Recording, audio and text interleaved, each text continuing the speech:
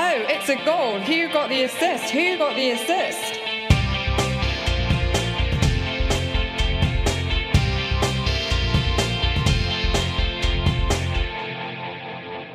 Hello, so welcome to one of our summer specials, a set of podcasts recorded in the summer break prior to the 2021-22 season.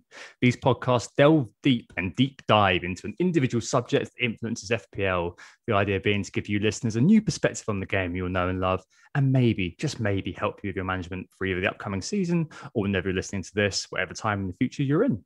They may be a tad longer than our usual fare, but aided and abetted by some brilliant guests, we're hoping they'll be fascinating and rewarding to listen to if you do choose to put us in your ears. We've recorded podcasts on behavioural science, analytics, and Fandom and FPL for this mini-series.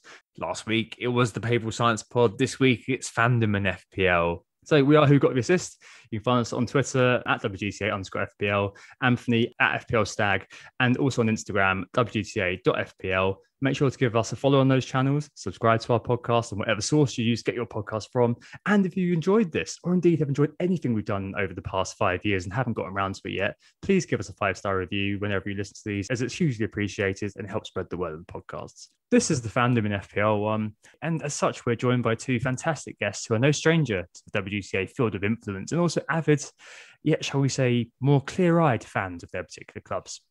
First up, it's the GOAT herself, Lucy Highnett, known for carefully parallel parking her seasons in neat order that is in ridiculously high overall ranks, as well as being a huge Southampton fan. So much so that she's regularly deluged, especially at this time of the season, to pass comment on her beloved Saints, including writing articles, tweets, and also being harangued to come on podcasts. So that's at Lucy Highnett. Welcome, Lucy. Thanks for having me on. I'm glad that I can do it in spoken form rather than the many articles I'm asked to do, which I politely turned down. And I look forward to sharing the woes of being a Southampton fan. And also this week, it's our beloved Adam Pritchard, aka at 35who, a man who loves Arsenal as much as he loves his puns and wordplay. He's a Planet FPL's Arsenal correspondent. And fun fact, last time he was on, someone asked how much we paid to get Richard Ayoade on the podcast. Welcome back, Adam. Thanks for having me back. That might be the greatest compliment I've ever received, which probably says more about my personality than anything else. But glad to be back. Thanks to both Lucy and Adam for joining us. It's great to have you both back again for this summer special pod. So only a select few have the chance to play football at the highest level, and even they eventually have to hang up their boots and find the need to interact with football in a different way. So the concept of football is, of course, intertwined with the idea of fandom, and it applies to everyone for differing reasons and to differing degrees. Of course, this means that there's an interplay between fandom and the game adjunct to the Premier League football, which is FPL. But how does that play out? Does it affect FPL management decisions? Does it confer an advantage? We'll chew over these questions and much more in this pod.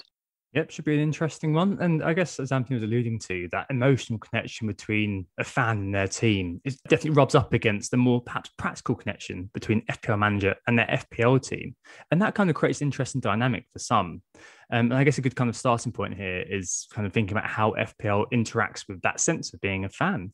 And Lucy, as a Southampton fan who is very, very good at FPL, how does it kind of go together for you?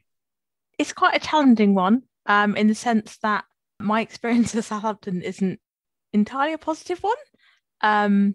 In fact, it's almost wholly negative. So that has an impact on how I play the game to a certain degree. It also means that my advice is somewhat more cynical than perhaps a neutral might be when it comes to Saints. And I've also had that weird period where you don't have your own team in the league, so you don't have them in FPL. So you have that kind of strange detachment, actually, from not having kind of skin in the game, so to speak. So I don't know if you want me to carry on whining about Saints, but that's how it is, really. I have seen them drop down to the third tier and looked like they weren't ever going to come back again. So in that sense, you'd think I should be positive, but just when you start to think that they're any good, they inevitably let you down. It's definitely a tough cross to carry. And I guess part of that, Lucy, is that you have to bear seeing Theo Walcott. And that's something that at one point Adam Pritchard had to bear as well as an Arsenal fan. So Adam, how do you find it is as an Arsenal fan?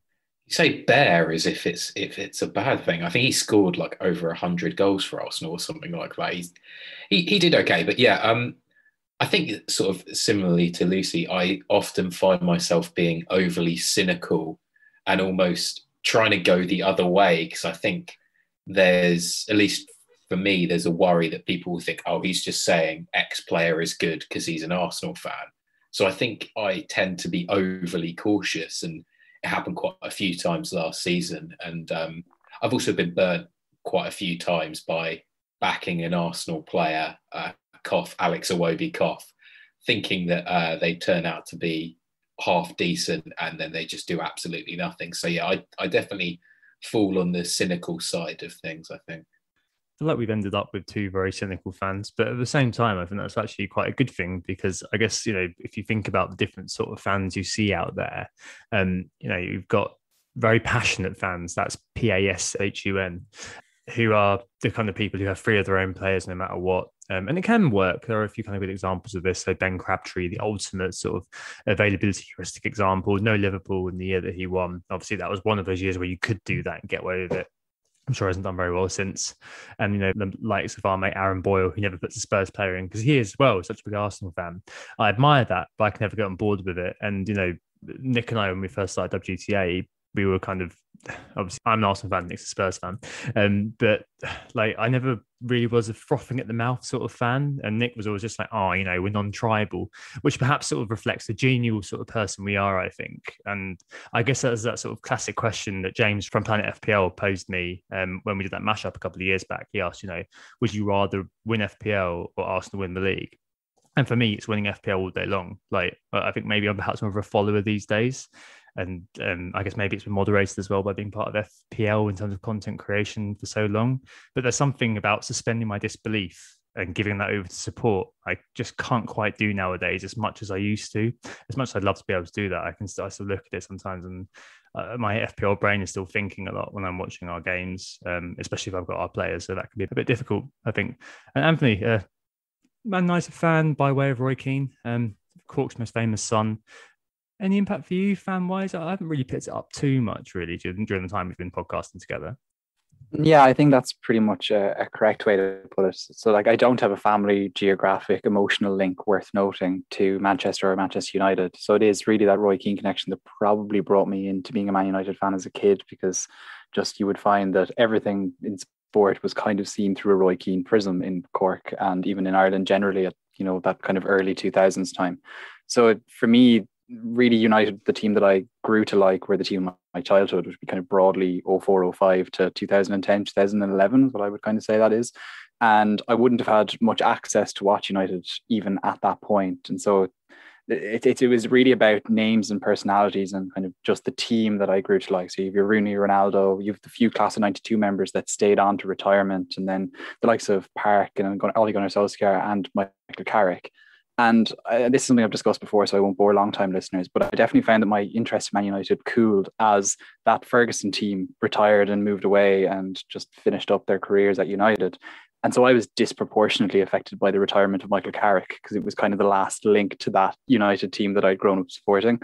And so I've actually found only in the last few years, kind of in a way that I didn't expect, with Ole Gunnar Solskjaer coming back in charge of the club, with youth being given a chance, having an extremely likeable and inspiring player like Marcus Rashford in the side, having a cult hero come in like Bruno, who was the type of player I don't think United had really in my time, because he's really an heir to Cantona in many ways. And I don't remember Eric Cantona playing football.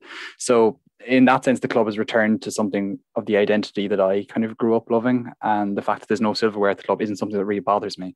I'm quite happy to stick with Ole Gunnar Solskjaer and would do. It's much more enjoyable than it was under Moyes or Van Halen Mourinho, where there were trophies. And I'm not too interested in bringing in any big names, just have the satisfaction of having Ole there and waiting for the project to bear some fruit at some point. And that'll be all the sweeter, which I guess does tell you that I'm not, the classic fan that just wants results at all costs. And a bit like you, Tom, when you talk about that, would you rather win FPL or would you rather United win the league? I'd rather win FPL, putting it truthfully. But yes, I do look to United's results. I do watch their matches probably more than I watch other Big Six matches, but not tribal by any means. Am I the dissenting voice that would rather my team won the league? Absolutely. For me, I think I think for me, this both are about as likely, i.e. never going to happen. So I don't Well, try being a Saints fan. Yeah, I was about to say that you're probably the only person who's more likely to win FPL than have their team win the league of all of us, Lucy. You always want what you can't have. No, I just, I guess it's slightly different for me in the sense that my dad and my brother are big Saints fans. We were season ticket holders together. So there's a bit more of that kind of like traditional kind of engagement with the club. So I guess that's probably the source of my position on it. I'm also probably partly more cynical because of that, having kind of sat through championship games, watching my team get relegated. So yeah, I'm just slightly more kind of club focused than perhaps you guys are. And also I've had that kind of journey of watching a lot of live football in the lower leagues where probably no one else actually cared what was going on. So yeah, I think that probably has an impact. Yeah, it becomes a lot more, I guess, like your familiarity with the club is so much more kind of physical and geographically proximal. Whereas Anthony's obviously one example. You've got, people like, the Chinese fans of this club or the Indian fans of this club who they may not even share a nationality of the person who's the fan. And of course, you've got, the great examples of like Son Heung-min, all of South Korea watching every Spurs game. When I was in Japan a few years ago, Southampton were on actually because of Maya Yoshida, like just because he's a Japanese player. So you definitely can get kind of different layers of fandom out there. And I think kind of, you do often find as well that a lot of people can't quite disentangle their fandom from their FPL, can they? Adam, do you see examples of this where people, I mentioned a couple earlier, in the Arsenal fan base just in general? You obviously speak to the Planet FPL correspondents a lot. Is there anybody who is just bringing in their own players no matter what, or always pushing their own players' agenda? It might come across a bit harsh, but I don't mean it this way. There tends to be of the supporters, I find, of the non-Big Six clubs or the clubs that aren't traditionally on TV as much.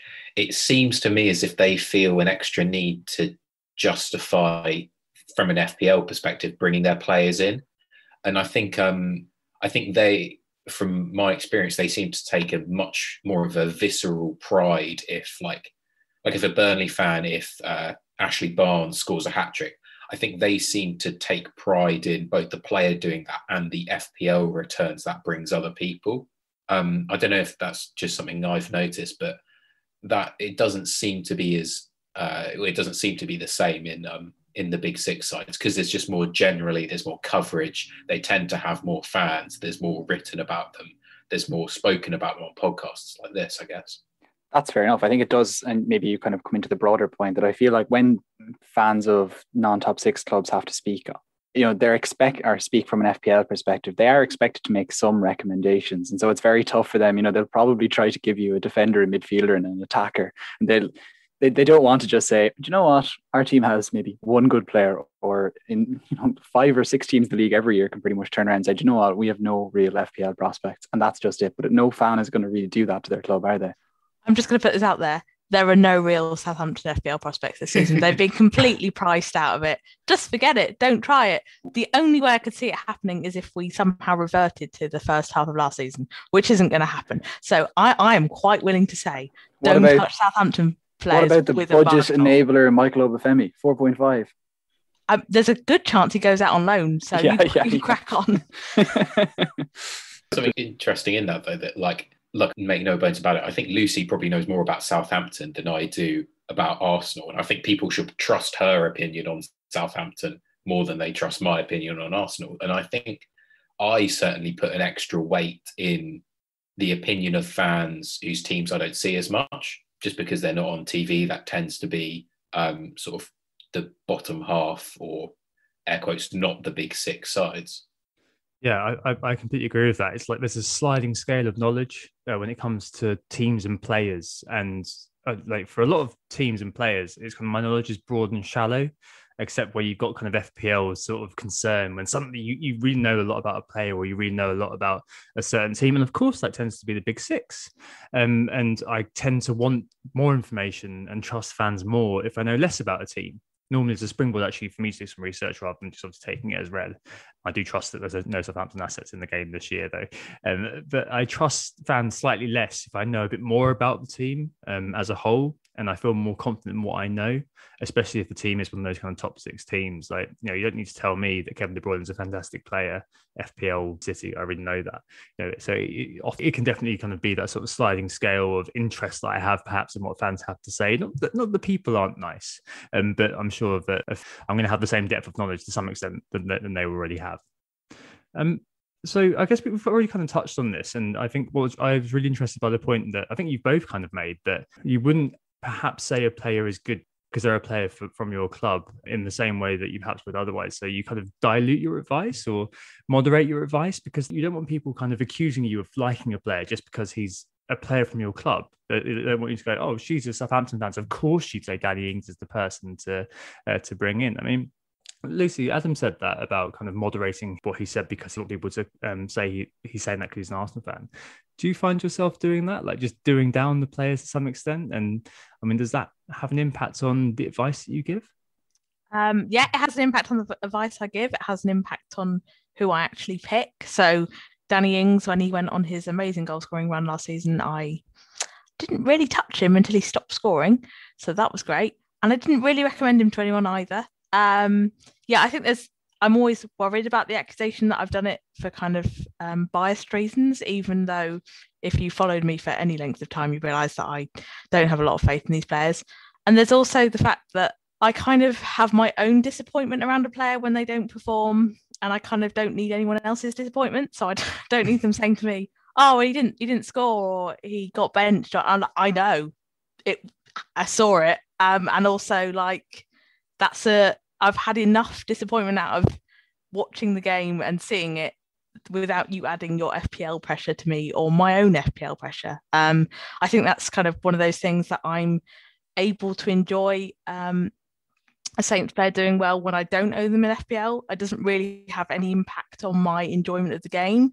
Whereas if it's the other way around and I own a player and it doesn't go well, that just heaps it on. So that I think that's also another element in kind of my position on owning Saints players and advising people to buy them. That's quite interesting. I would say that maybe as a United fan, I have a similar thing to that, in that I'm definitely more attuned to when Man United are performing poorly, and it makes me much less likely to be optimistic for even their best players. So I, in the last 2 seasons, for example, missed quite a lot of Bruno Fernandes points that were available because I just looked at the United team as a whole and how it was performing and went, okay, he's overperforming his XG. United aren't creating a load of chances. There doesn't seem to be anyone else who is consistently capable of scoring goals. So avoid. And, obviously that hasn't been the case the whole entire time, but there was an awful long period where Bruno seemed to be the only one generating points at United. And I dodged it because of that similar pessimism that kind of fandom brings for me in a way. So in that sense, the fandom isn't necessarily good for FPL for me. But again, as I said, like, I wouldn't be so dyed in the wool that I would park my selfish FPL desires when it comes to players facing United, or indeed like players that I might even captain against United. I don't ever remember captaining someone against Man United, but I'm very aware that I would do it if I felt it was the way to do it, if I felt it was going to be beneficial from my side. Because I know at the end of the day that my hopes and desires have absolutely no effect on the outcome on a pitch in England somewhere. Yeah, I think it's sort of, I had a similar thing to you, Anthony, last season, where there was a very brief period where Lacazette went on a little bit of a scoring run. He got fouled for a penalty, which he took an absolutely horrendous swing and a miss shot at, scored the penalty in the North London derby. And people were sort of asking me on Twitter, oh, should I bring in Lacazette? Should I bring in Lacazette? And my perspective was he was awful in that game from an eye test perspective. And so I said no. And I think in the next couple of games, he went on to get a couple more goals. And he was still playing like objectively badly, but he was returning points. And so I found it quite difficult to recommend, or in fact, I'm pretty sure I didn't recommend it to people. I told them not to buy him. I was Anthony, one of the people actively told not to on a free hit. I think basically loads of people on our Slack held you fairly responsible for that. Yeah, that was a dire week. it was, and weirdly, it made it worse. And I suppose this is where the FPL sort of impacts my fandom, because I kind of got a little bit annoyed that he was scoring, and I was like, oh, why aren't you doing the thing that I know you are? Because he was playing badly, but he was returning, and that was a difficult time for me. It was very traumatic. Yeah, I mean, I guess just struck by what Anthony said there, that obviously, with United, they do tend to do fairly well. I mean, I remember a few years ago. Do you remember that year where I think Mourinho was in charge and they got like 6 or 7 clean sheets in a row early on, and then suddenly you had to own a United defender. And I think Mkhitaryan got 3 assists in one game or something ridiculous like that. And obviously Bruno's EO sometimes just gets back spectacular. If they start to do okay, United, suddenly that kind of snowballs into a big ownership thing. But I guess Arsenal and Southampton wise, we've been lucky, apart from a few isolated instances, that we haven't been kind of sat there thinking, oh, what players am I going to be bringing in for my team? I kind of prefer not to tribalize anyway my FPL decisions. I want to kind of keep my FPL decisions apart from, my support. But if I've got a 50-50, I'll probably follow you guys, and I prefer not to go with the Arsenal player for the same reason. I don't want to double down on disappointment. It's always going to be disappointment, isn't it? We are a very cynical bunch on this podcast. But yeah, we've been lucky for the last few years because Arsenal-wise, outside of Aubameyang and a couple of situations with Big Rob holding, Arsenal haven't really been as required in my squad as they otherwise would be. I guess it would be a different situation, though, if your team was in the ascendancy. We're quite browbeaten, cynical fans here, as I've mentioned, Anthony aside, perhaps. But I guess if success is more of a guarantee, you might think differently. And I mean, how do you think? I mean, obviously, we're in hypothetical mode. How do you think that fans of teams, like a Man City fan, for example, would have the same sort of scruples that we would, or do you reckon it's just kind of, is it just a more enjoyable experience? I guess I'm getting at. Again, this is coming back to me being cynical. I find it very hard to put myself in the headspace of a Man City fan because I think I almost wouldn't care about FPL if it's like, oh, my team's walking the league, they got to the Champions League final. I think I'd be sort of more laissez-faire with my recommendations and my sort of opinions on FPL. But yeah, I suppose there is the fundamental basics that Man City players are better than Arsenal and Southampton players, so they're easier to recommend. And I think everyone can see that someone like Kevin De Bruyne is an excellent player and Ruben Diaz is a great defender. But perhaps if I say to you, oh yeah, Rob Holding, he's really improved this season, his passing has come on a lot, you're going to probably look at me a little bit more skeptically. So yeah, I think fundamentally just having better players who play for your side makes it easier to recommend. And I can't really speak to the emotional connection, but certainly for a player who's come through an Arsenal academy like Saka, I feel quite a strong emotional connection to him. So I feel a little bit like he's my brother, or kind of like I want him to do well, and I want to honestly, like when he played very well for England in the Euros, I felt, it's going to sound really weird, I felt quite proud. And sometimes I feel proud when he does well in the Premier League as well. And like when I see people bringing him in and saying, oh yeah, Saka's one to buy, he's on a hot streak, scoring goals and getting assists, I'm like, oh yeah, other people recognise he's doing well. That's definitely something I can relate to, though, Adam, and you'd have definitely seen this in the Slack. If an Irish player does anything, the tricolour flags just start rolling in from me.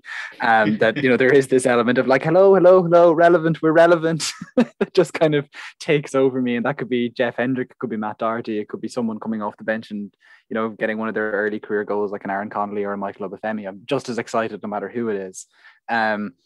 But maybe actually just talking about the Man City fans and how they might be, or fans of other top or clubs that are really consistently doing well. And I know this kind of sounds farcical with me speaking from the position that Man United came second last year, but we all know that was from an FPL perspective quite up and down outside of Bruno. So I kind of feel like it's a weirdly isolated case compared to, let's say, Liverpool and City over the last few years, and Chelsea when they've had title run seasons in the last few years.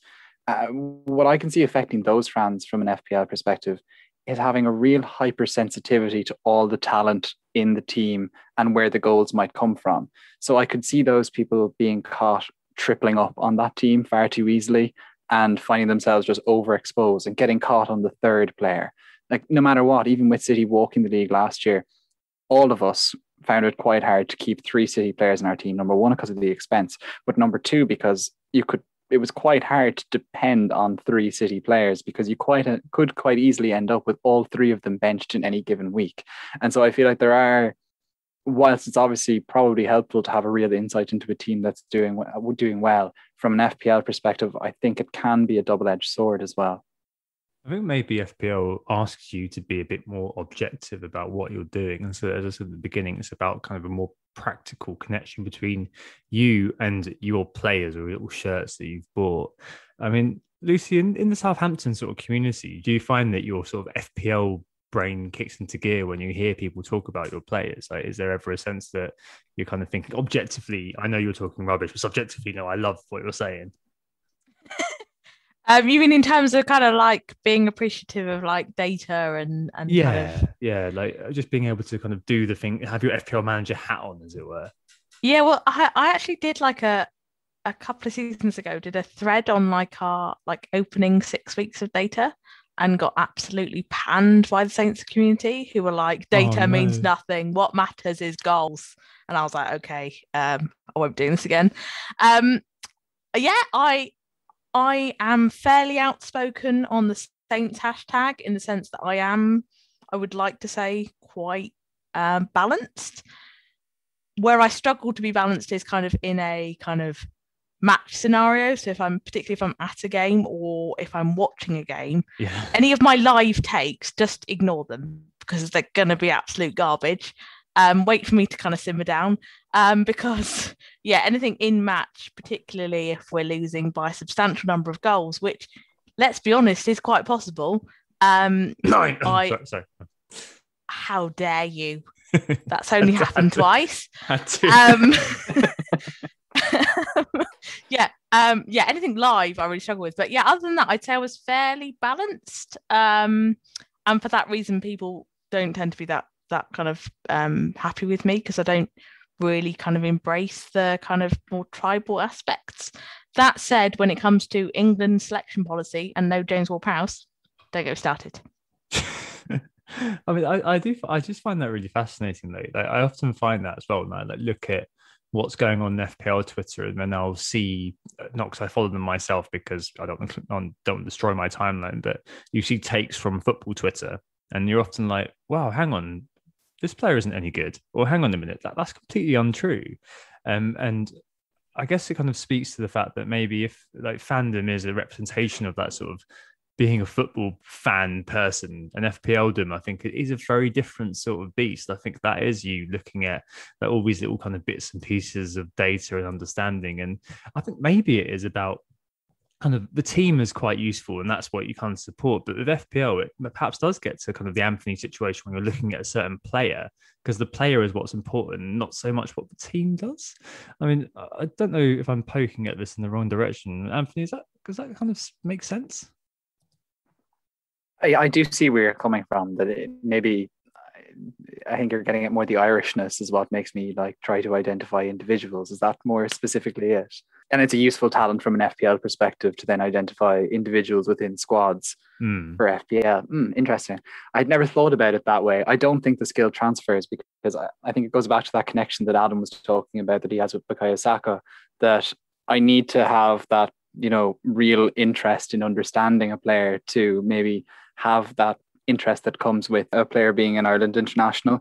And I can't apply that same vigor or interest, or there's no objectivity to it either. So it wouldn't necessarily be helpful for FPL to FPL players. It's just kind of a skill that is completely disconnected from my, let's say, my Irish fandom.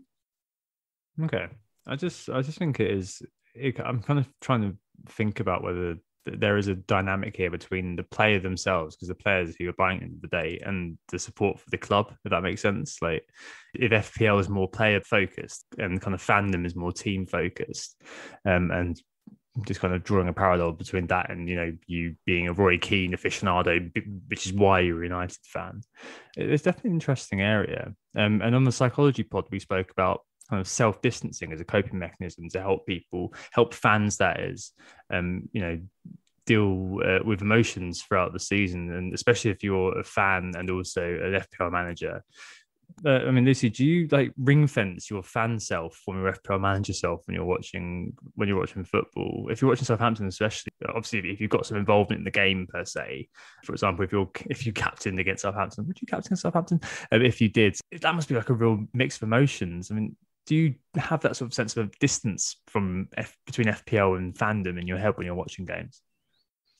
I don't have any issue isolating FPL from real football in the sense that I don't feel any kind of tension when I'm watching a Saints game. I'm kind of like 100% about the Saints result, so I don't really care who scores, and I don't really care how we concede, or that. It doesn't really matter.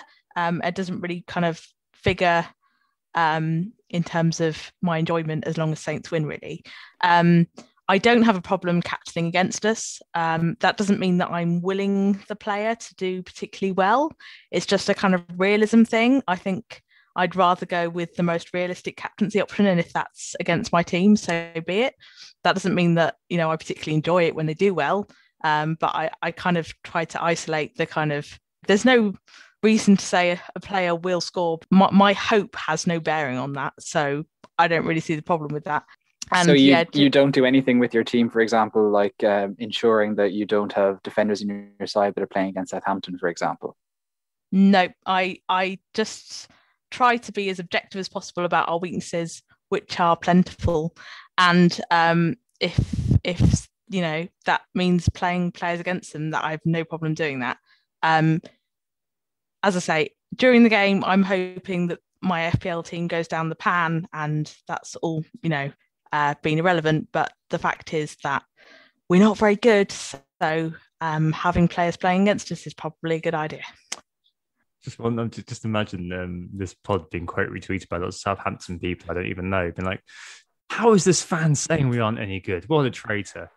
Oh, man, she calls herself a saint. No, she's a devil. They definitely won't say that.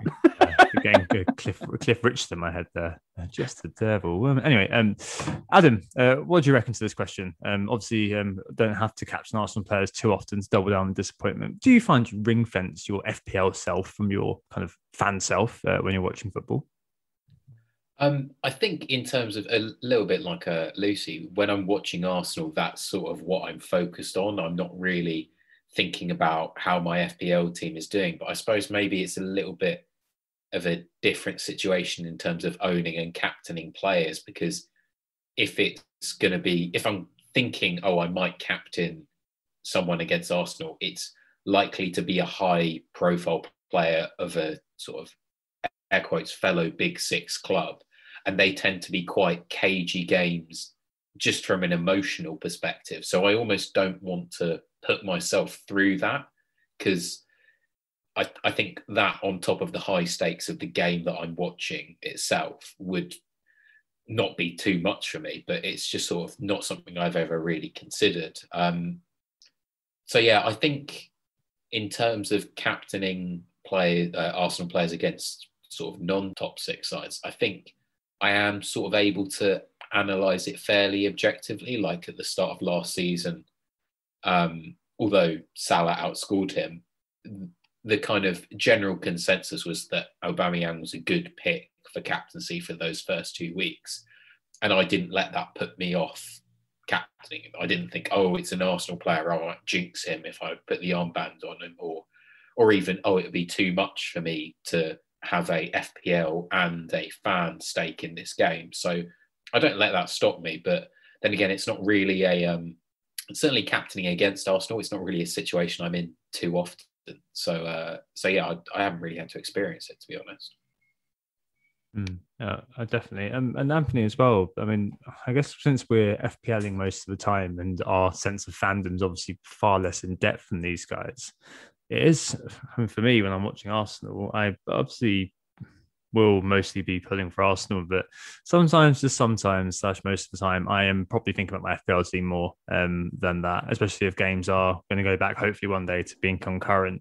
Like I'd be watching the Arsenal game and my eye would be on FPL, or I'd be looking at FPL. Unfortunately, that's just the way I'm wired now due to doing all this sort of thing. I assume it's the same for you? Yeah, very much so. I definitely don't do anything to protect myself from disappointment when watching United, and I I would happily select players playing against Man United. And part of me, sure, in an ideal world, I'd love the compromise where United win and the player that I have playing against them gets returns as well. But I'm quite content to, take my FPL points and run and have a result not necessarily go the way that United need it. I think maybe that would be different if I felt that United had a chance at winning the title. But pretty much all of, the last decade, that hasn't really been a problem. Even when United have been finishing second or were maybe the closest title challengers in a season like last year, you still never really felt like it was on. And so points dropped didn't necessarily mean a huge amount. And whether United had Champions League football or not, it mattered an awful lot. But any one instance where they would drop points wouldn't necessarily be the reason why they'd miss out. So I think usually I can just selfishly put my FPL team first. And if there were a few weeks to go and I wanted United to get results to, let's say, finish in the top four, maybe I might find that equilibrium would shift. But on a normal week, no, it's definitely my FPL team first. And I fairly unashamedly would say that. And I know that's not, fandom in its truest sense, but it's being realistic about what it is. I am an Ireland fan primarily when it comes to football. And I have all the irrationality and rose-tinted glasses on when watching Ireland games and thinking about Ireland players and what's possible for Ireland. And I just don't have that anywhere near that same interest when it comes, or love maybe, when it comes to Man United. Yeah, I think I'm the same. I've listened to these two and definitely feel kind of my sense of irrationality is completely gone. I'm just a cold-hearted bastard when it comes to it all now, which is fine. I mean, I feel no shame about that. But equally, you can speak fluent football with anybody, but I don't feel like I'm able to kind of come off like a fan anymore in the same way that perhaps I used to some extent. So, Fandom and FPL. Lads and ladies, how would you summarize the impact for you? Lucy, how would you kind of put that into words after the kind of first half discussion we've had here? I think mainly it probably costs me points more than it gains me points, in the sense that I will never believe that we're any good. So that fundamentally means that I miss out on points. And that I think, as much as I love the game of FPL, I don't ever have the same emotional attachment to it as I do to kind of watching my team. And that fundamentally, the thing I can't control basically is the thing that governs how I feel about things. So that's really helpful and useful. But other than that, I don't think, because I don't support one of the big six, I don't think it has as much bearing, my relationship with football, being a fan, as it might if I was a kind of a big six fan, just because there are more limited opportunities to integrate players anyway. Even when we were doing quite well, there are obviously lots of other ways to score points in the game. So my cynicism probably isn't a massive issue at the moment, until world domination of the Hasenhüttl takes place. That very likely Lucy, thing. The season that Southampton had the best early season fixtures, how many Southampton players did you have in your game week 1 team? Do you remember that season where Southampton had like an unbelievable first 7 or 8 weeks? I know it's an off the top of your head question. I tripled. How long ago was that? 3 seasons ago. I distinctly remember being tripled up on them and it being like a complete disaster. I'm not sure I've ever tripled up on us. I might have doubled up on us. Yeah, don't triple up. I'm not even sure I've ever captained one of our players. That seems like too high stakes. But also that also comes down to my style of play, where I would pretty much always captain a really obvious pick, and that's very rarely a Southampton player. Yeah, no, that makes sense. Like I think Southampton kind of fall into that bracket like Brighton for me, where it could just quite easily happen that I find 3 of their players in my squad, and that could be a disaster for me. And so it's interesting as a fan. It's interesting that as a fan you're able to avoid that, and in a way, then maybe FPL isn't necessarily all negative in the way it interplays for you with fandom. Maybe in a way for me, then with United, it does cost me from an FPL perspective as well, as far as I'm concerned, because it kind of gets to that pessimism that I spoke about, that I tend to miss out on points because I just tend to not necessarily believe the hype as much as others might. Maybe that's because with United you've got this very odd thing compared to every other club, where there are just so many United fans that kind of pile in. So on an EO perspective, I lose out because I'm just that little bit slow to buy into the United hype. But maybe on just a more kind of fundamental level, I try to spread myself out as well. And that's just an issue in FPL generally, that I'm very bad at doubling up in the right place. So there's kind of two strands to that why maybe fandom doesn't necessarily benefit me from an FPL perspective. Interesting. Adam, what do you think to all this? To keep it short and sweet, I think it's a really difficult balance, both from an emotional and a FPL perspective.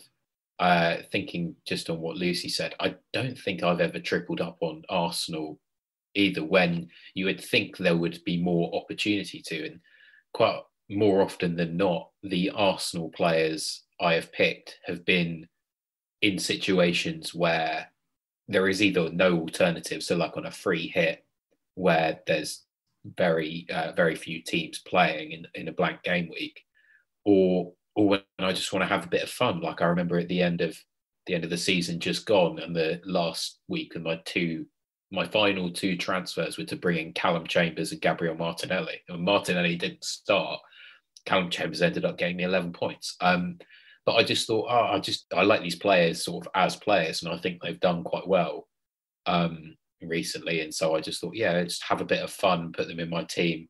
If they do badly, I'm not going to be angry at them, and I'm not really even going to be angry in general. It was quite fun to own them, I suppose. That's interesting. Like I will take a tiny bit more satisfaction, perhaps. Do you remember the Rob Holding amazing assist for Kieran Tierney last season? I do remember it. It was a sweet moment. That was brilliant, wasn't it? A beautiful cut the defence open, didn't he? But no, obviously just sideways pass on the halfway line and Tierney did the rest, solo run. And I took a bit of satisfaction in that because it was an Arsenal player. But thinking about it, I don't think it's immeasurably more of a sense of satisfaction than if any other kind of differential in my team does well. I think what struck me hearing your kind of testimonies there is that there's a real sort of, spectrum of involvement. And on one side, you've got FPL, and the other side is your team, and the involvement being the emotional involvement. And Lucy, I think you're kind of very much on your team side of things. Obviously, you're a great FPL manager, but when it comes to kind of where you're involved emotionally, as you said earlier, my emotional attachment is with my team. It's not really with FPL. That's more of sort of a rational exercise. And I think that's kind of where you are. Adam, I think you're kind of more perhaps slightly towards the middle, but you're definitely still on the kind of your team side. I think the stuff about feeling like sort of a brotherly affection for Saka really sort of it does put you there, I think, even though I do love the guy, but not in the same way that you love him, not in the other way that you love him. I'm sure that's your own business, but you know what I mean. There are many ways in which I love him. Yeah, there are many ways to love another man, of course. Anthony, perhaps you are more towards FPL, but you still have a semblance of affection or impact. And for me, I feel like my emotional attachment is with FPL, which is a bit bad because I'm not very good at it. But anyway, that's a story for another day and for another podcast. But no, I think that's a really interesting way to round off this half of the pod. And we'll take a short break here and move into how fan advice can help us pick our teams. Should it? Who got the assist? Who got the assist? So we're back, and obviously the first half was about talking about kind of the impact of fandom on FPL. This is perhaps more about how fan advice can help us pick our teams. And the first thing I want to kind of just bring up with you guys and guys and girls is the curse of knowledge, which I define as knowing more about a subject than Joe Public, yet be forced to watch everybody else talk about the thing that you're very knowledgeable about. Fans' opinion versus public opinion, effectively. This can be a bit of a blessing, a bit of a curse. In terms of a blessing to start off with, I guess you perceive to have a better understanding of the details of your team's players in terms of, play, internal workings, differentials and stuff. I mean, I guess, Lucy, coming to you first, do you find there's a sense of kind of satisfaction when people come to you asking you, what's going on with Saints at the moment, or being able to impart your wisdom on people? Do you find that kind of helps in terms of giving your FPL advice to others, even if you feel a bit like you're a bit cynical yourself? I think it really depends who's asking. If it's someone that I kind of regularly engage with and kind of appreciate discussion with, and they're asking me for my thoughts, then I kind of take a bit of a compliment from that, and I want to chat with them and see what kind of their opinions are as a neutral fan and kind of bounce ideas off them and kind of chat things through. What I'm less on board with are the random people that don't even follow me, that just randomly tag me and say, is it going to be Forster or McCarthy that plays?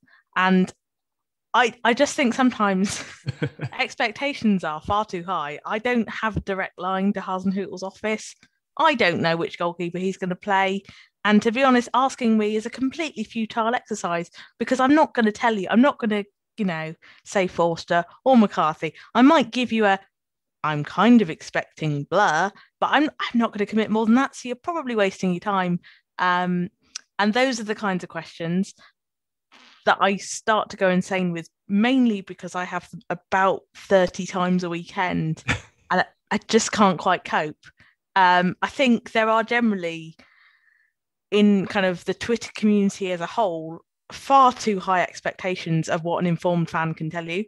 They might be able to tell you kind of like formational or selection patterns or things you're not quite so clear on.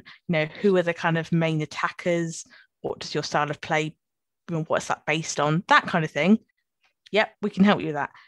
Anything to do with specific selection issues on minor calls, can't help with that. And as for, are we going to win? Probably not, but I don't know.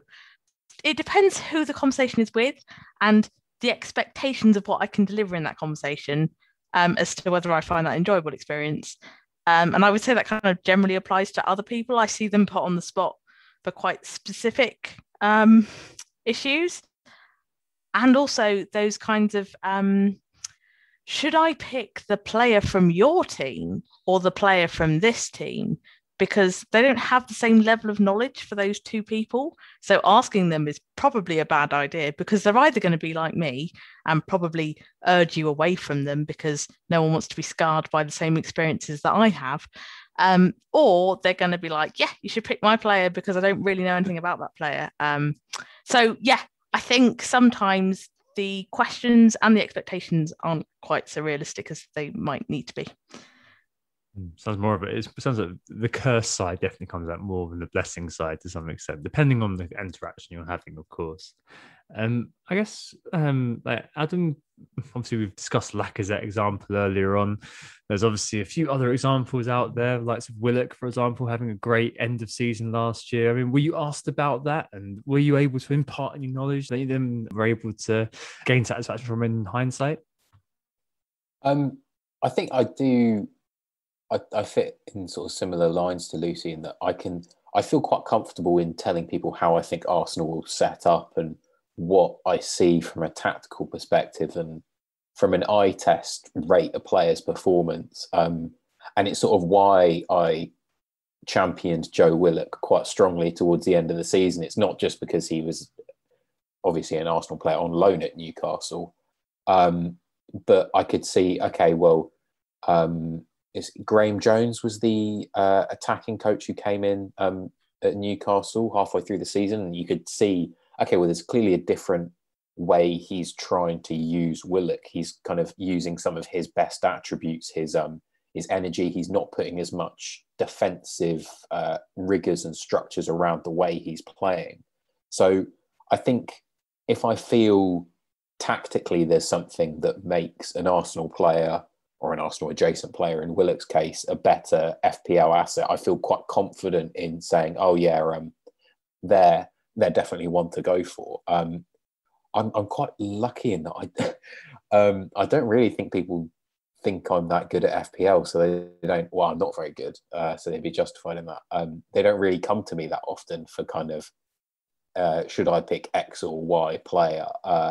I got a lot of questions around Rob Holding and whether he would start last season, but it wasn't so much is he a good option? It was more, do you think he'll play? Which for a lot of the season, the answer was yes. So it was a relatively easy sort of query to answer. But no, I don't really get the same volume of questions as I think Lucy does. Just to clarify, I don't think they asked me because I'm a good or bad FPL player. I think they just don't know any other Saints fans, so they just pile in. That is true though, because there's like Arsenal fans on Twitter are like dime a dozen. There are so many of them that you can certainly find, if you don't like my opinion, which a lot of people don't, you can certainly find other opinions that are going to be more amenable to your own perspective.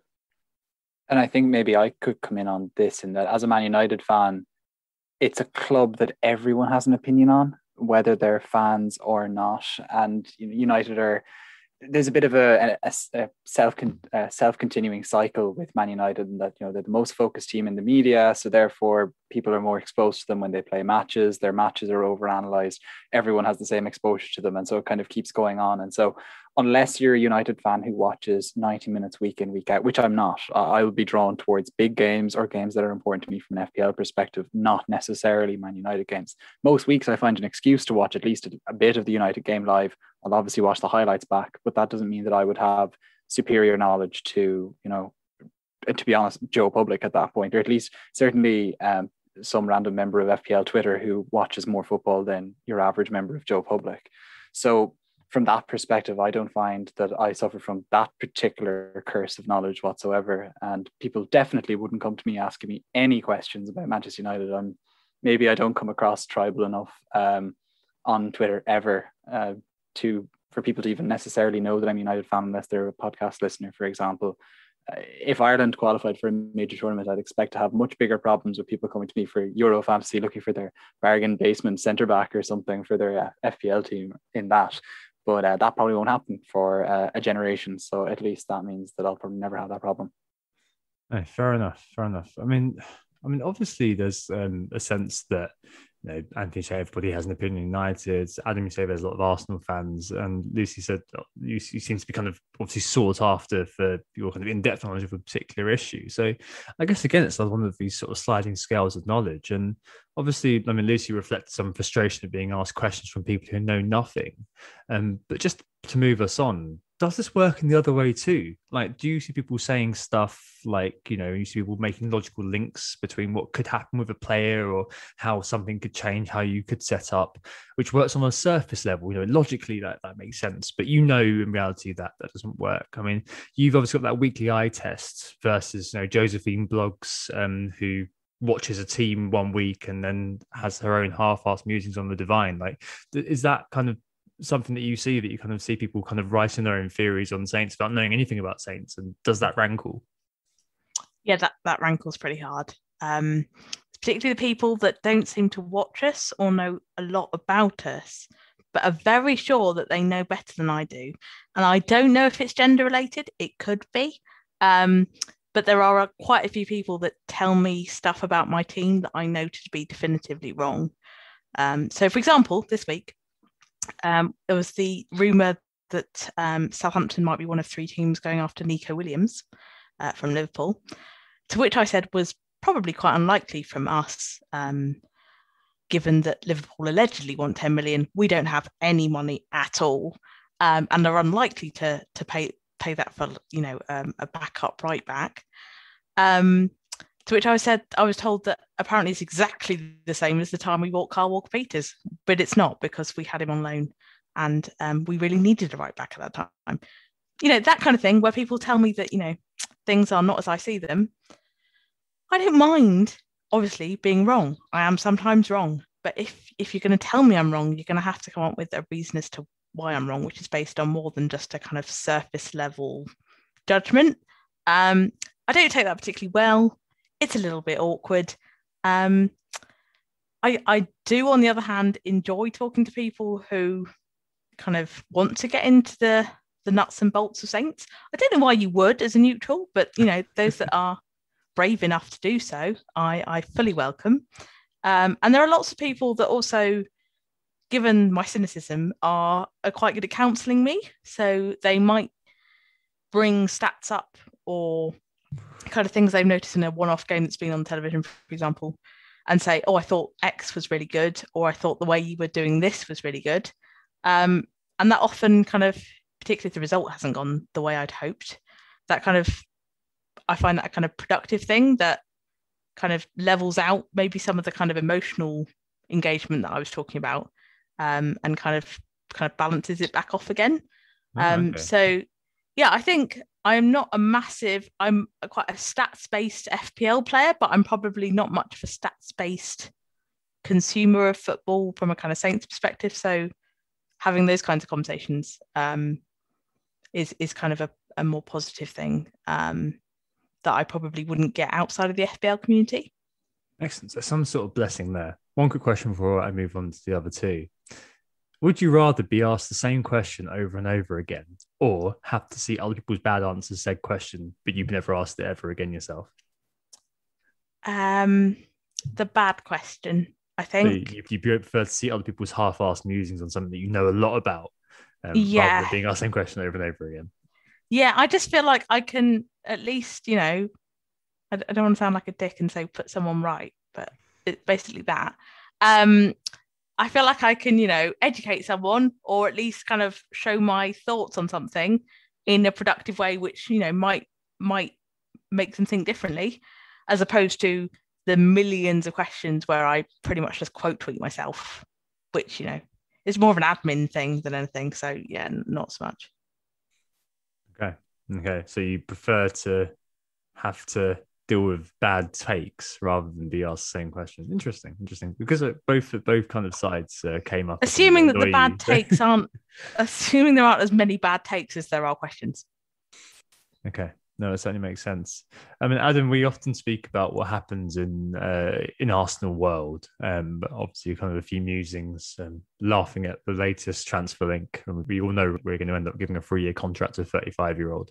I mean, you often send me stuff, or we'll see stuff on Twitter. You're like, oh my Lord, where's that come from? Or what's going on? I mean, do you share a lucid sense of frustration sometimes when you see kind of people say stuff and you're like, oh, that's not true at all? Yeah, and I think this could just be me being protective of Arsenal, but I feel like, at least in sort of, maybe it's FPL Twitter specific, maybe it happens in football Twitter as well.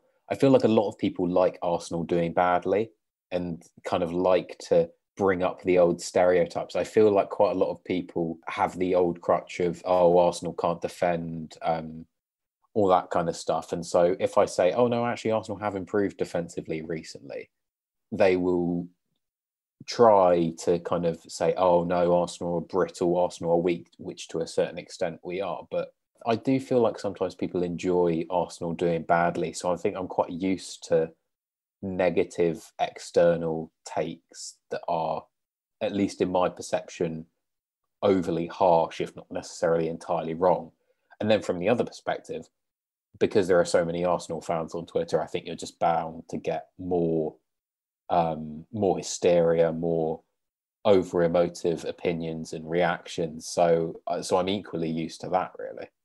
It's an interesting one because maybe my experience is very different again, and this kind of just feeds into the type of United fan that I am in general, but also the fact that United is so well supported. And there are so many more extreme degrees of fandom that exist within Man United beyond where I am, which means that maybe I'm kind of exposed to a slightly different situation, in that what frustrates me an awful lot is when I express an opinion on another top 6 team. Let's just pick Liverpool, for example, or Man City. And I might not necessarily be positive about them. And then inevitably someone comes into the comments, oh, typical from a Man United fan. And I'm just, no, like, please, like, I'm really coming here as objectively as possible. The fact that I'm a Man United fan doesn't come into this, sometimes I'll just have the odd little, jab and twist the knife at Arsenal, actually, in particular. But that's just me kind of just having a little bit of fun. But for the most part, when I express any sort of opinions on any teams, my biases would not come into it from that perspective. The Irish bias does come into things from time to time, because I definitely highlight Irish players in a way that I wouldn't just a random one.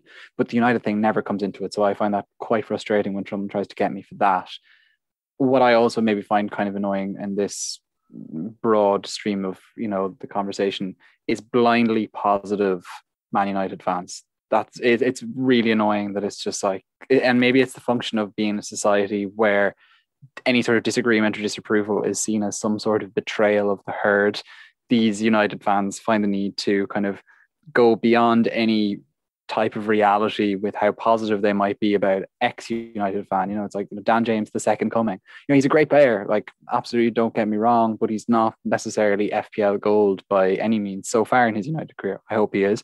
But it hasn't happened yet. But then you will always find a segment of Twitter who are Man United fans bigging up a player like a Dan James, or if Juan Mata got a run in the team, it would have been him in years gone by. Or it could be this idea that we should double up on the United defense because they might have got 1 or 2 clean sheets, and you're kind of thinking, okay, like maybe temper things a little bit because it might not be as good as that. And there's an awful lot of that kind of feeds into United fan FPL Twitter that maybe wouldn't be as pervasive in other ones just because there's just so many Man United fans. I don't want to sound mad, but there are genuinely blindly optimistic Saints fans to the point where we can be on the verge of relegation and they'll be like, well, at least we'll be really competitive in the Championship. And I don't even know what you say to that. Sorry, carry on. Always look on the bright side of life, indeed. That's definitely an interesting spectrum there. And I just wonder, if there is a kind of a golden mean for knowledge about a team for FPL purposes from that perspective. So, I mean, we used to do a team by team analysis on this pod. I think, Lucy, you came on. That was the first time you ever came on, wasn't it? You did like a mini section on Southampton a couple of years ago. And we used to do that. And we're not going to do this year due to time, and also it's less useful, I've come to realise. But anyway, but when it comes to team-related stuff, I'll ask you guys for help. And obviously, Planet FPL have got their correspondence thing. I know you're the Arsenal man, Adam. And when we're looking at kind of teams, I guess from a start of season point of view or during the season, we're obviously going to do our research. We're going to try to stay away from stereotyping and stuff like that. But we'll never obviously get to the understanding of a fan watching week in, week out. And I guess the whole question that this brings up is, what level of understanding do you guys think is required to give a decent enough barometer of a team and subsequently their FPL prospects? Because I'm never going to know the depth of information that you guys do. But at what point have I got enough to go on, as it were? Adam, what do you reckon to that? I think it's something I've sort of learned as I've started out like having an actual job. As people talk about your knowledge being T-shaped. So if you have knowledge in a very specific area, but it's also equally as important to make sure you have like the top of the T, so you can cover a kind of broad spectrum of, if we're talking about FPL clubs. I think there's no use in me knowing who Arsenal's sort of third choice youth right back is if I don't know the starting striker for Leicester. So I think there's definitely a fine balance. And I think also then that plays into the emotive side. It's important not to immediately think that every player from a rival of Arsenal is terrible. And it's equally important not to think every player who plays for Arsenal is excellent, because more often than not, they are. Otherwise, they wouldn't be playing for Arsenal. So yeah, I think that's the kind of balance I try and strike. I like to think I have a decent amount of knowledge on sort of the playing qualities and the playing styles of Arsenal players and as a club. I obviously don't have as good a knowledge as fans of other clubs on their respective players and styles, but I'm not going to go around recommending them willy-nilly like some people say I do with Arsenal players. I think it's important to know how much you know and know where your strengths and weaknesses lie in terms of knowledge.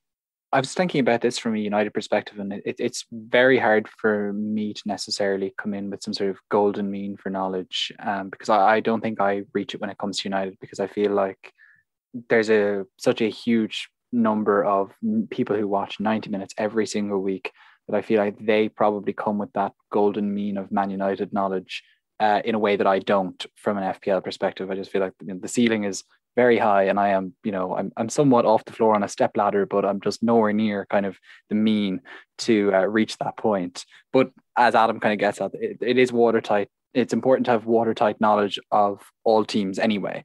And the likes of Reddit and Twitter and tweeting really helpful people like Adam and Lucy and yourself, Tom, about different teams means that can be supplemented quite easily. Be interested to hear, Lucy, what your thoughts is maybe on that kind of far arc of the that spectrum that Tom was talking about between FPL and your team. Do you think that golden mean exists, and where is it? I probably have a lot of useless Southampton knowledge. That doesn't really bother me because I feel like my motivations for having Southampton knowledge are completely different to why I have knowledge on other teams. So I'm kind of interested in teams purely for kind of, not purely for the FPL benefit, but mostly for the FPL benefit. I don't find that any of my kind of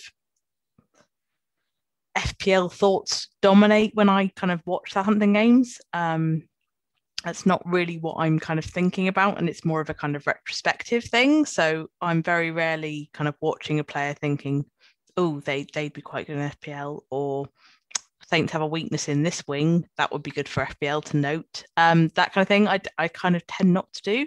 So I guess it comes back to that thing about your kind of emotional engagement with your club and kind of what your motivations are.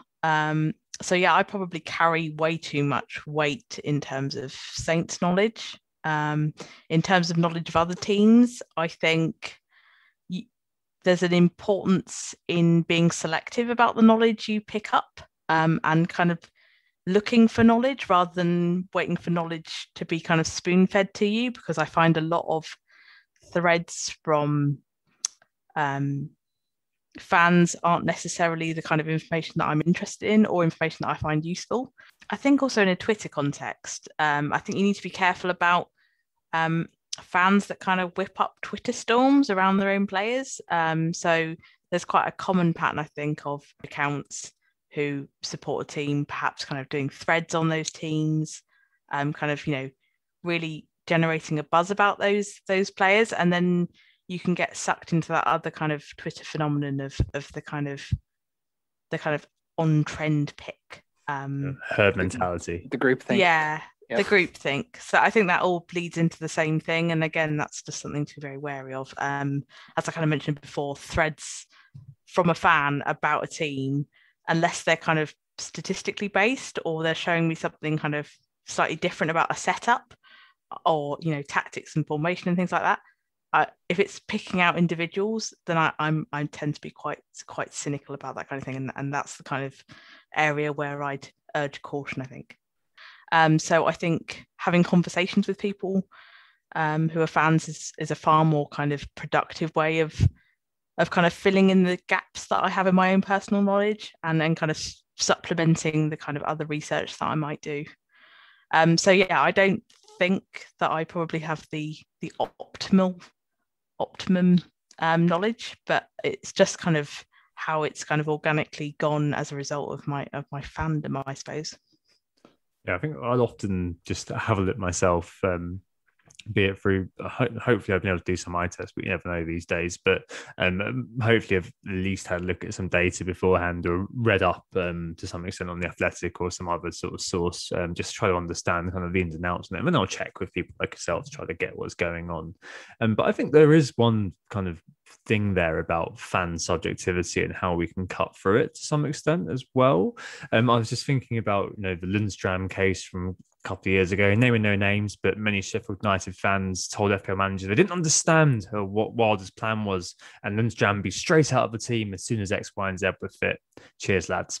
Or maybe it's the Leeds fans, for example, again naming no names, who had Leeds as a top 6 defence at the start of last season. That went well. And Aston Villa fans who, for some reason, think that if they're doing okay, they're going to qualify for the Champions League and maybe win the whole thing. There is a lot of fan optimism, which I can completely understand. But how do we cut through that sense of subjectivity? I guess, how do we assess the provenance of what someone's saying, especially when it comes to kind of recommendations they're making, or whether how much you can take from that when you're trying to make FPL decisions? You guys have said about diluting advice. Maybe people think you're not coming at it from a fan bias, but I'm sure that's not going to be for everybody. So how can we cut through the subjectivity, Anthony? I mean, what do you do in that regard? So I think when it comes to that question, Tom, maybe a bit like you said earlier, I find, first of all, that before I talk to anybody who might be a better, more knowledgeable person on a given team, I try to do my own research. So I'll go on something like Scout or Hub and use some of the tables to put together some of my own data to put some decisions together. I look at stuff like the Athletic, where they have obviously got correspondents from every club who do pretty good in-depth articles, and some of the statistics articles that look at kind of the broader Premier League picture, try and bring those together to have some semblance of my own research done. I then engage a little bit with maybe threads that I see on Twitter throughout the week, or posts on Reddit that might have been very heavily upvoted. And between all that, I do my best to, at the end of the day, come to my own decision and cut through the fan subjectivity. I don't feel I am able to fully overcome that when it comes to Man United, because at the end of the day, I just have that slight eye test thing having watched them where I just feel more pessimistic about them. That doesn't seem to affect me with other clubs. If a Man City fan tells me that X City player isn't playing well, what I see with my own eyes in the games that I watch that they are, I'll just override whatever they said and I'll cut through it. Whereas I wouldn't necessarily do that with Man United. I just find that maybe there's some sort of kind of inferiority complex that I feel, oh, the others must know better. I can't do it. No, and I don't believe in them myself anyway, so I won't pick them. So to differing extents, I can cut through the fan subjectivity. It isn't necessarily something I've mastered, but I think I'm getting somewhat better at. And guys, like, do I sound daft the way I'm talking about that? Am I coming at this from the perspective of someone who's not managed to fully reconcile FPL and fandom? Or is this something that you could relate to, maybe Adam? I think it helps a lot, like you say, knowing the source of the information. So, for example, it can be quite difficult on Twitter, but if you know a certain person tends to be quite dogmatic in the way they approach football or the way they approach FPL, and you see them tripled up on a team's defense, if they're a fan of that team as well, you think, okay, well, that's sort of two things feeding into that decision there. Maybe I need to go somewhere else to get a more objective view. So I think sort of sourcing your information is so important, and knowing the type of fan and perhaps also the type of FPL player that person is really important. And to sort of take it away from FPL a little bit, what I found quite interesting with the European Championships fantasy is I haven't absorbed any Euro fantasy content at all. So everything I learned about teams in the build up to it was from pure football sources. And I think trying to apply that to a fantasy style game is really interesting. It's not something I'd be able to do just because of the sort of circles I run in. But it gave me a completely different view on how to analyze a player and look at the price and think, okay, well, X person is saying this player's had a really good season for Juventus in Serie A. Are they justified with that price tag in the Euros? And I think doing something similar for the Premier League, like I say, for myself, wouldn't be possible. But I think there are certainly benefits to sourcing non-FPL fan content. I think actually the example of the Euros probably partly summarises my view, in the sense that I don't like being completely dependent on other people's content.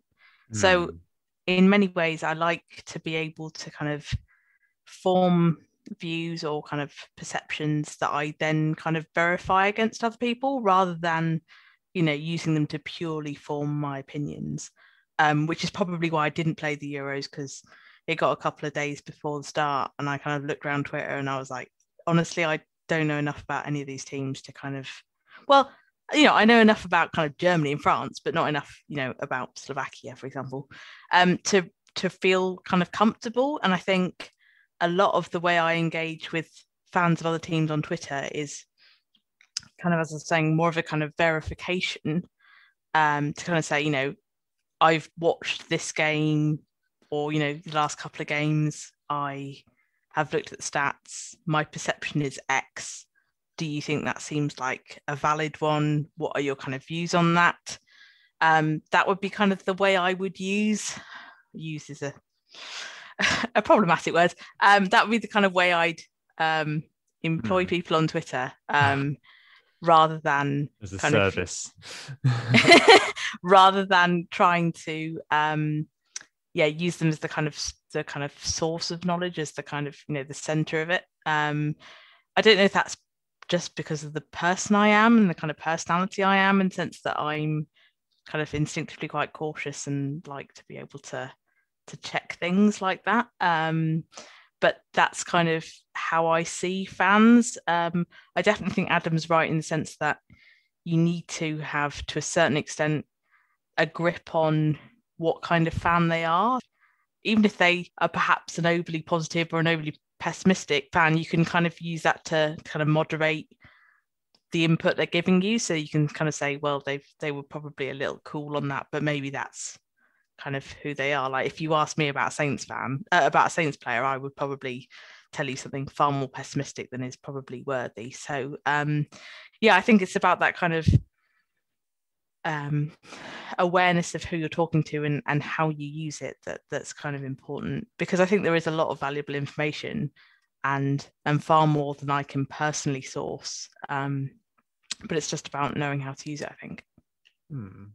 That's certainly interesting. I think the only other thing I want to cover off before we kind of move towards the final bit is just reflective sort of opinion. So you've obviously got opinion in your own clubs, and I think that's kind of one thing. But what about reflective opinion of rivals? So, for example, Lucy, could you ever be objective about Portsmouth players if they're in the Premier League? Like, would you be able to kind of give a non-biased view of how good they are, or would you kind of be the sort of person, which I'm sure you wouldn't be, but would there be a part of you that kind of thinks, oh no, I wouldn't look at them just because of the depth of my emotional attachment to my team there? I mean, it's a pretty wild hypothetical, the idea of Portsmouth being in the Premier League. I mean, my mind is just stretched by the concept. Although I am grateful, I am grateful that you didn't say Bournemouth, because that's not a derby. Yeah, it feels like a very confected one, that one, doesn't it? Yeah. No, I don't think it would stop me. Portsmouth are actually an area where I am pretty irrational, but I would like to think that it wouldn't be enough. I can't get my head around, and I appreciate this is coming from outside the top six. I cannot get my head around people, like Arsenal fans who won't have Spurs players, or, Man United fans who won't have Liverpool players. My brain can't compute why you would sabotage your team in that way, just in the interests of rivalry. But no, I don't think I have a problem with, as we kind of before, separating my emotional involvement in Saints and my, therefore hatred of Portsmouth from FPL. From FPL. Okay. Adam, obviously, you have Kane a lot during the course of the season and things like that, and Son too. I guess it's not really something that's figured too much in your thinking, or at least in your assessment of Spurs players. No, not really. Like, I can sort of joke about how Kane has cheese for ankles, all I like, and how Eric Dyer has a head like an Easter Island statue. If they're sort of good FPL options, I tend not to really put my negative emotions towards them as Spurs players. That doesn't really factor into the equation at all, really. No, fair enough. And I think obviously for us, it doesn't really pay attention. And Anthony's obviously not going to start disparaging Man City players who's a United fan, because that's just never going to happen. It's not only a good thing for FPL reasons. In fairness, I would say the rivalry of my childhood was with Arsenal, and it certainly hasn't been a problem that has overtaken me now. And Liverpool will be, I would still see as United's traditional rivals. I couldn't, having never really, I've been to Manchester twice to see matches, but like I have nothing to do with Manchester, so I can't get into the local derby element of it. Whereas with at least the United Liverpool, the geography doesn't necessarily come into it, but history comes into it, and so I can kind of get behind that rivalry, but nowhere near to the extent that I'd be not getting Liverpool players into my squad as a consequence or anything like it. No, absolutely not. I'd captain a Liverpool player against United if I thought it was going to do my FPL team some good. Cool. So it's been a very kind of twisting and turning discussion. I think that kind of reflects the subject matter, because it's one of those which is quite hard to pin down, this sort of emotional attachment and how that impacts you as an FPL manager. I think the final question really is an overarching one as well. To what extent is a fan's view useful? And I think that what Lee said earlier on about there being very high expectations about what a fan can tell you, but mostly being about overview stuff rather than being specifics and details definitely chime with me. And the idea of them fans kind of working as a good sounding board is something that I have written down, which you guys have all echoed, because I mean, maybe it's not someone to trust single-handedly. Boring as it sounds, we'd always advocate doing your own research here at WGTA. But some fans are always going to be pushing what's best for their club rather than understanding kind of the wider implications for what can be good from an FPL perspective and others aren't. And it is just about sort of just, I guess, synthesizing together what views there are out there, as well as your own views, to come to your own conclusions, which is incredibly boring. But it comes back to that sliding scale thing, as always, when it comes to teams, players, and that sliding scale of knowledge, where if I know less about a team or a player, I'm always going to lend a bit more credence to what a fan has to say than if I know quite a lot about the team, as a top 6 team. I'm going to kind of probably pay less attention to what the fans have to say, but always weigh up against the provenance. What do you guys think about that then, as a final sort of question? To what extent is a fan's view useful to you as an FPL manager, Adam? I sort of just echo really what you said there. If I don't know a lot about a team, or I feel particularly weak on a certain player's matchup against an opponent, I'm more likely to sort of lean into the fan opinion. But if I feel pretty well founded in my opinion of how X team are playing, or how I think they'll do over the next 5 games, I probably won't even necessarily seek out much fan opinion of that club. I think I always prefer to sort of make my own mistakes, if that makes sense, than sort of regret trusting someone else and then be left in a decision where not only did I not back my own opinion, but it's then ended up backfiring on me. So that's sort of how I look on it. Kind of echoing what Adam said about wanting to make your own mistakes. I would rather make the judgment myself and maybe think to myself, oh, I probably should have asked someone after the event, than to kind of put too much faith in a kind of fan's opinion, especially if it kind of pushed against my own perceptions of that team.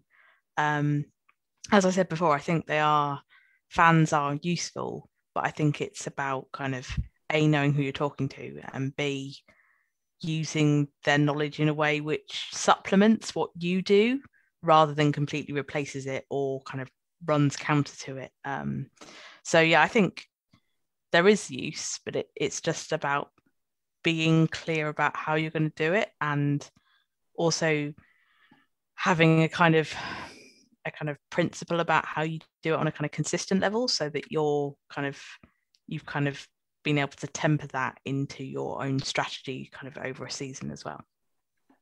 I think I'd be pretty much the same as you guys, in that at the end of the day, it's all about personal responsibility with managing my own FPL team, and I'd rather make my own decisions. And so I'll only really get in touch with somebody if I really just can't quite understand like what exactly is going on with the situation.